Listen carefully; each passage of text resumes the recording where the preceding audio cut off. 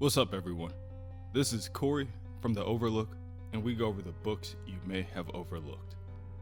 Long story short, this story takes place after Scarlet Witch says no more mutants. With the MCU introducing Wanda's kids, the new Hawkeye, and Scott Lang's daughter, I think now is a better time than ever to do this story. So, I hope you all enjoy it. In the beginning, nobody knew what to make of them. 7 super-powered Avengers fans who only came together because the Avengers themselves had fallen apart. Since then, they fought Kang the Conqueror, a superhero civil war, a secret invasion of Earth, and a siege on Asgard. So, you'd think maybe the Avengers would trust them by now. But they're still fighting to prove they're worthy of being called Young Avengers, even if it kills them. Cassie Lang's father was the microscopic Ant-Man. After his death, Cassie used her father's Pym particles to follow in his footsteps as the size-changing stature. Vision is the latest iteration of the android Avenger who can manipulate his own density, and whose synthezoid soul makes him every bit as human as the rest of them. Eli Bradley's grandfather was the original Captain America. A third-generation super soldier, Eli continues to fight for peace as Patriot. Former New York Society debutante Kate Bishop so impressed Captain America on the battlefield that he gave her Clint Barton's bow and dubbed her the new Hawkeye. Tommy Shepard has super speed, white hair, and a criminal past, all of which he shares with the former Avenger Quicksilver. For obvious reasons, he's called Speed. He also happens to look exactly like Billy Kaplan, the hero known as Wiccan, which, in addition to Billy having magic powers, makes him believe that they might actually be the long-lost twins of Quicksilver's sister, the Scarlet Witch. Lastly, the super-strong, shape-shifting Tedd Altman is the son of the Kree Captain Mar-Vell and a Skrull. Like his late father, Teddy protects the planet as Hulkling. He is also Billy's boyfriend. Currently, the young heroes are battling in the middle of Manhattan against the Sons of the Serpent, a paramilitary sect devoted to maintaining racial and moral purity. So, naturally, they aren't fans of the Young Avengers. The battle goes on for some time, long enough to attract the attention of Miss Marvel, Iron Man, and Captain America. As the veteran heroes arrive, one of the Sons of the Serpent is able to get the drop on an unexpected Hulkling. The veteran Avengers demand that the Serpent release his Hulkling, but the extremist threatens the heroes with a bomb. The extremist tells everyone that he has a weapon as strong as a nuclear bomb strapped to his back. This deeply angers Wiccan, and he gives the Serpent one chance to release Hulkling. He doesn't. Instead, the extremist prepares to sacrifice everything and take the sinners with him. A flash of white light consumes the area, and it brings all the heroes, even the veteran Avengers, to the ground in a daze. One by one, the Avengers pick themselves up in confusion. If a nuke really had gone off, they would all be dead. So what happened? Before long, they realize it was Wiccan. Later, in the Young Avengers headquarters, which happens to be an open loft with a number of additions added by Vision, all the heroes try to rationalize what just happened. "Did I kill those men?" asks Wiccan. Iron Man explains to Billy that all the Sons of the Serpent were rendered comatose. He just spoke with the hospital, and they say a few of them are waking up now, but none of them know what happened. Billy explains, neither does he. One minute, we were fighting the Sons of the Serpent, and the next, Carol Danvers, Miss Marvel, explains to Billy that he put all his enemies in a coma with a single thought. At the moment, no one knows what Wiccan is capable of, and that's dangerous, because they don't want another Scarlet Witch on their hands. What is that supposed to mean? Wiccan snaps back. Ms. Marvel looks at Iron Man and says, "Tell him, Tony. He should know." "Carol," Iron Man begins before taking a deep sigh. "Fine." He produces a projection for all to see. The Scarlet Witch has the power to alter reality, which makes her the most powerful and dangerous entity in the known universe. She blamed the Avengers for the loss of her sons and lashed out at us, losing control of her powers and causing the deaths of the original Vision, Hawkeye, and Cassie's dad, Ant-Man. Her father, Magneto, and her brother, Quicksilver, took her to an island of Genosha to help her recover. But, fearing for his sister's safety, Quicksilver persuaded Wanda to use her powers to transform the world into one where Magneto and his family reigned supreme.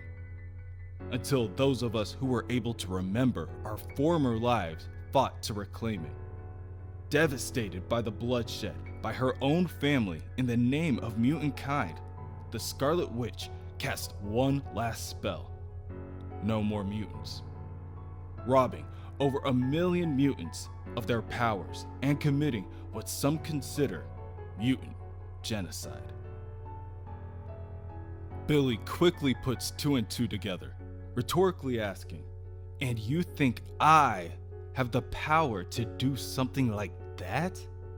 Because you believe Tommy and I are the sons of the Scarlet Witch." "Here we go," Speed whispers, rolling his eyes. Tommy has doubts, but how else could you explain a speedster and a witch named Thomas and William who could be twins? If we can only find her. Iron Man explains that Scarlet Witch disappeared when the world of M disappeared. They haven't seen her since. But Billy asked the Avengers if they were able to find out who was really responsible, because he has his doubts. "The Scarlet Witch was responsible," Captain America tells him flatly. "That's impossible," Wiccan defends. "Someone else had to be controlling her. The Scarlet Witch was an Avenger." "The Scarlet Witch was a murderer," interrupts Miss Marvel. "She murdered her teammates. She wiped out an entire race. She was Magneto's daughter to the end." Wiccan turns his back on the Avengers and begins to walk away. The Avengers have already made up their minds. They aren't even willing to give the Scarlet Witch the benefit of the doubt, even after years of fighting by their side. So what will they do to him if he does turn out to be just like her? Billy tells them all, "I appreciate your concern, but I won't be staying for your evaluation." The Young Avengers follow after Billy, and they all fly away. After an awkward few minutes of silence, Hulkling asks, "Can we talk about the fact that you just walked out on the Avengers?" "I did not. I walked out on Cap and Iron Man, and like I said, they were going to take me prisoner. They were going to take your temperature." "You think?" "I think." "Oh my god, I just walked out on the Avengers." Speed tries to lighten the mood by asking, "Why is that a bad thing? Earth's mightiest heroes are afraid of you. That's how powerful you are. By walking out, you probably earned their respect. Even I'm hating you a little less than usual." "Thanks, Tommy. That means a lot. Now, would anyone other than the team sociopath care to weigh in on this? Guys?" Hawkeye and Patriot both try to explain to Billy that he took out 20 guys with guns and nukes by himself, and he doesn't even remember doing it. he could have really hurt people. He lost control. So you think the Avengers are right about this? Billy flies away with Hulkling calling after him. Can we please talk about this like the mature, semi-adult superheroes we want the Avengers to think we are? Billy tells the team that he has had enough Avengers for one day. He's going home to think about it himself. This is his problem, after all, not theirs. Billy transforms into his street clothes and walks up to his front door before swinging it open to find none other than Captain America speaking to his parents. He explains the situation to Billy's mom and dad, and they both agree to have Billy stay under the Avengers' supervision for now. His whole life, Billy dreamed that one day Captain America would show up and ask him to move in with the Avengers. So it's true what they say. Be careful what you wish for. Both Billy and Captain America prepare to leave, and Captain America explains, "It's just until we get a sense of what you're capable of." Are you seriously trying to hail us a cab right now? Unless you'd rather take the subway, because unlike Iron Man, I can't fly. Billy waves his hands, both transforming him into his costume and lifting Captain America into the air, stating, "This is one thing I'm capable of. Unless you'd rather take the subway." Are you kidding? This is so much better than riding on Iron Man's boot. Come on, I'll race you. As they fly over to the base, Billy asks Captain America what he really thinks happened to the Scarlet Witch. If he saw any signs at all that she was capable of hurting her own teammates. Cap says never. But losing a child, losing 2 children, changes you. That's something you never recover from. But I don't think she has lost her kids. Billy, I just met your biological parents. Not biological sons, I'm talking about transmigration of souls. Captain America warns Billy that having a connection to Wanda Maximoff is not going to win Billy any friends when they get to the Avengers Mansion. Did you guys even consider that she might be innocent? I was there. She's not innocent. But do you know she wasn't possessed? Doctor Strange would have detected it. I heard Doctor Strange's powers aren't what they used to be. You think you're more powerful than Doctor Strange? I guess that's what we're going to find out. At that moment, Hulkling intercepts the two on their journey, stating that they aren't going anywhere without him. Captain, I understand you're concerned about Billy, but if anything happens to him, your primary concern should be me. Billy and I are partners. Where he goes, I go. And if you have a problem with that, Captain America flies past Teddy and continues towards the mansion. I have no problem with that. In fact, I'll have Jarvis prepare you a room. They all arrive at the mansion, and the two boys are escorted to their room, which happens to look more similar to a holding cell with a single standing light left to illuminate the area. It's just lacking a little magic, that's all, Billy says as he transforms the room into a hotel suite. With a moment of privacy, Billy and Teddy decide that, with nothing else to do, maybe they can use this time to make out. If Billy could just stop talking for a second. But before they can have a moment to themselves, Speed phases through the wall and asks, "What the hell are you idiots doing?" I go to all the trouble to rescue you, and you two are here making out? You're prisoners. Prisoners don't stand around making out with each other. Do they? Vision follows shortly after and tells the others that he can only disrupt the alarm system for so long before the Avengers notice. Speed turns to Wiccan and asks, "Billy, can you magic us out? I guess if you could, you wouldn't be here, right?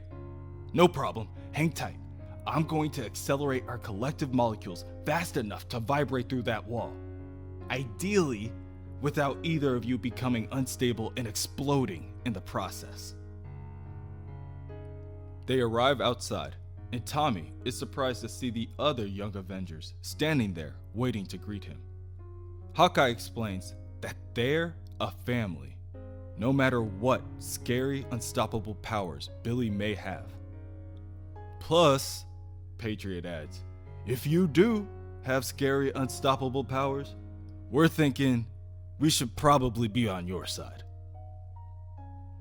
They are hoping that it doesn't come to it, but if it does, they are willing to fight the Avengers to defend him. Billy is touched by the sentiment, but asks for the rest of the team to break him back in. The situation is complicated, and he really doesn't have any other choice. "You could find the Scarlet Witch," Stature says softly. "Think about it. Billy's not the problem.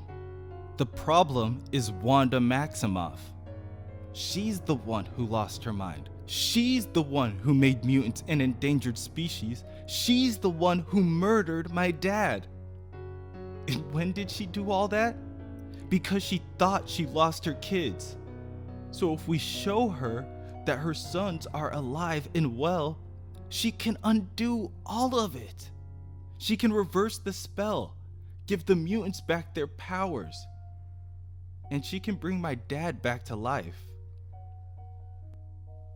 Tears begin to form in Cassie's eyes, and Vision places a hand on her shoulder, explaining, "Cassie, I know how much you miss your father, but..." "Vision, she already brought Wonder Man back from the dead, and Clint Barton, so why not my dad? If we really are a family, we should at least try. For Billy's sake."